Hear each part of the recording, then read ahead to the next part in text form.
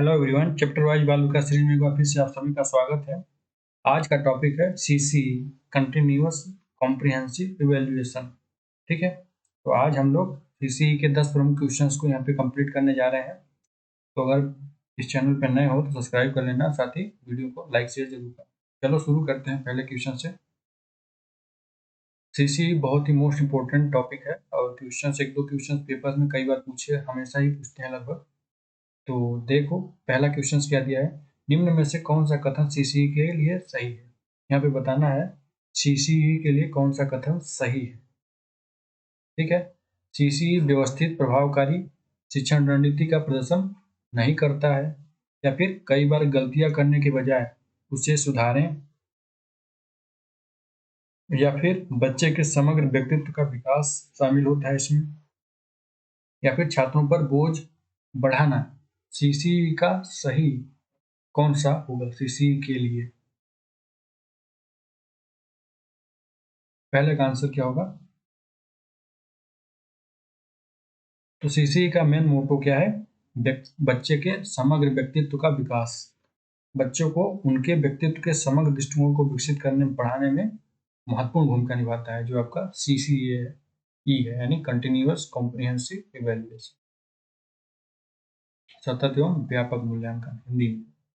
Second, निम्न में से कौन सा कथन सीसीई के लिए सही नहीं है? यहाँ पे ऐसा कौन सा स्टेटमेंट है जो सीसीई के लिए सही नहीं है?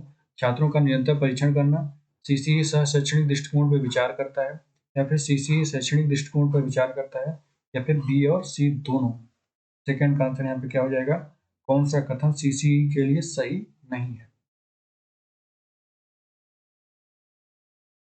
तो यहाँ पे सेकेंड का आंसर क्या होना चाहिए? छात्रों का निरंतर परीक्षण। जो छात्रों का निरंतर परीक्षण होता है वह सीसीई के लिए सही नहीं होता है। सेकेंड का answer A number. Question number third की ओर चलते हैं। निम्न में से कौन सा सह शैक्षणिक का एक पहलू है? सह शैक्षणिक का एक पहलू है कौन सा? ठीक है, थर्ड का यहाँ पे आंसर बताना है। Which of the following is an aspect of को स्कॉलस्टिक, यानी सह शैक्षणिक को स्कॉलस्टिक का एक पहलू है कौन सा? पर्यावरणीय कौशल, कला और नृत्य कौशल को बढ़ाना, भौतिक शिक्षा, या ऑल ऑफ दी सभी। थर्ड का आंसर यहाँ पे क्या हो जाएगा? सह शैक्षणिक का एक पहलू कौन सा होगा? तो इसका आंसर हो जाएगा डी, उपरोक्त सभी। यानी पर्यावरणीय कौशल भी इसमें सम्मिलित होंगे, कला और नृत्य कौशल को बढ़ाना भी सम्मिलित होगा, और भौतिक शिक्षा भी इससे संबंधित होगा। थर्ड का आंसर डी नंबर। सह शैक्षिक दृष्टिकोण पर्यावरणीय शिक्षा के साथ साथ भौतिक शिक्षा, कंप्यूटर, कला, संगीत और नृत्य पर केंद्रित होता है। ठीक है, थर्ड का डी। क्वेश्चन नंबर 4, मूल्यांकन के मानकीकृत उपकरण में शामिल है।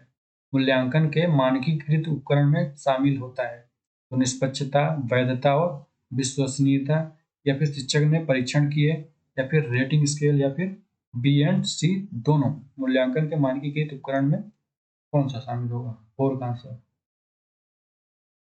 Standardised tools of assessment consist, कौन सा होगा? फोर का आंसर। तो इसका आंसर हो जाएगा निष्पक्षता, वैधता और विश्वसनीयता, यानी ऑब्जेक्टिविटी, वैलिडिटी एंड रिलायबिलिटी। ये जो है मूल्यांकन के मानकीकृत उपकरण में शामिल होते हैं। ठीक है, मूल्यांकन के मानकीकृत उपकरण में उच्च प्रदर्शनकर्ता के बीच निष्पक्षता, वैधता, विश्वसनीयता और समझदारी, ये सारे गुण शामिल होते हैं। फोर का आंसर ए। क्वेश्चन नंबर 5, एक शिक्षक छात्रों को मूल्यांकन कैसे करता है? एक जो शिक्षक टीचर्स होते हैं वो छात्रों का मूल्यांकन कैसे करते हैं? प्रश्न पत्र के द्वारा पहला नंबर, या फिर निबंध के द्वारा, या फिर ग्रेड और अंकों द्वारा, या फिर परियोजना द्वारा। 5 का आंसर क्या होगा? एक शिक्षक छात्रों का मूल्यांकन कैसे करते हैं?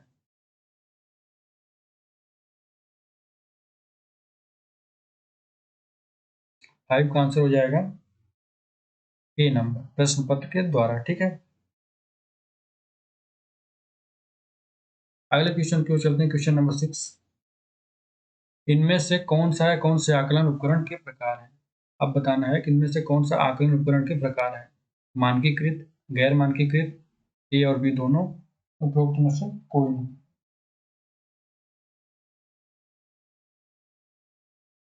कौन सा आंसर हो जाएगा 6 का? कौन सा आकलन उपकरण के प्रकार है?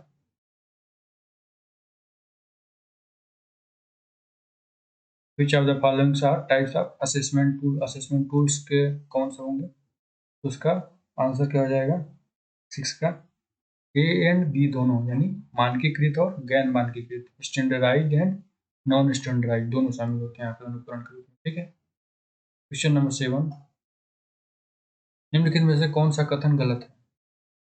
यहाँ पे रॉन्ग, ऐसा कौन सा स्टेटमेंट है जो गलत है? मूल्यांकन छात्रों को प्रेरित नहीं करता है, मूल्यांकन छात्र को अध्ययन के लिए आगे बढ़ाता है, मूल्यांकन छात्रों पर कौशल के विकास में मदद करता है, मूल्यांकन अध्ययन के उचित तरीकों के चयन में मदद करता है। 7 का आंसर कौन सा होना चाहिए जो गलत के रूप में बताना है मूल्यांकन का? 7 का आंसर क्या हो जाएगा?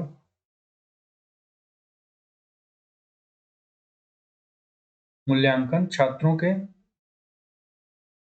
को प्रेरित नहीं करता है, ये गलत होगा। ठीक है। मूल्यांकन का देखो उद्देश्य क्या होता है, मूल्यांकन छात्रों को उनके शैक्षिक और व्यावसायिक जीवन में बहुत ज़्यादा मदद करता है और प्रेरित करता है। यहाँ पे प्रेरित नहीं करता है लिखा है तो ये गलत होगा। क्वेश्चन नंबर 8, मूल्यांकन चीजों और प्रक्रिया के महत्व को तय करता है, किसके द्वारा कहा गया है?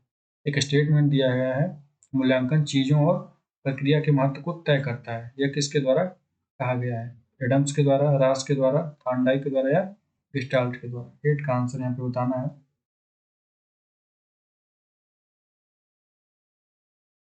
तो इसका आंसर क्या होगा 8 का?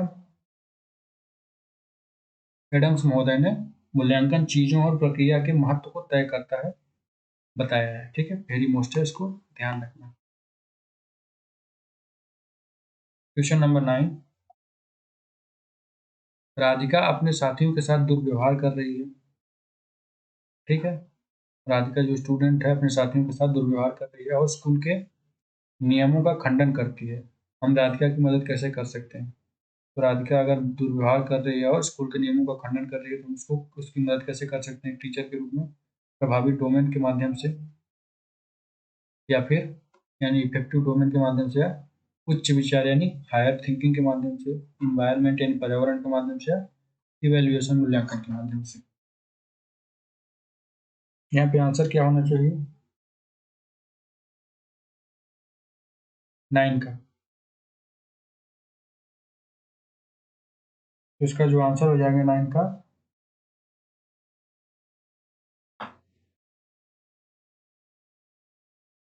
ए नंबर, प्रभावी domain, affective domain.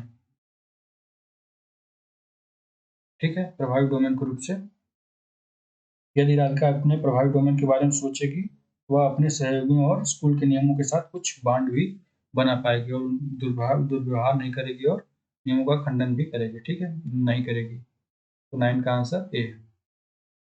Question number 10, छात्रों के योग्य मूल्यांकन में एक वस्तुनिष्ठ प्रश्न कैसे मदद करता है? तो एक छात्रों के योग्य मूल्यांकन यानी objective questions helps in the evaluation of deserving of students. योग्य मूल्यांकन में एक वस्तुनिष्ठ प्रश्न कैसे मदद करता है छात्रों के? ऑब्जेक्टिव टाइप क्वेश्चंस कैसे मदद करेगा? तो सही उत्तर की पहचान करने में, या फिर छात्र के कौशल को बढ़ाने में, सही उत्तर याद रखने में, या सही उत्तर बनाने में।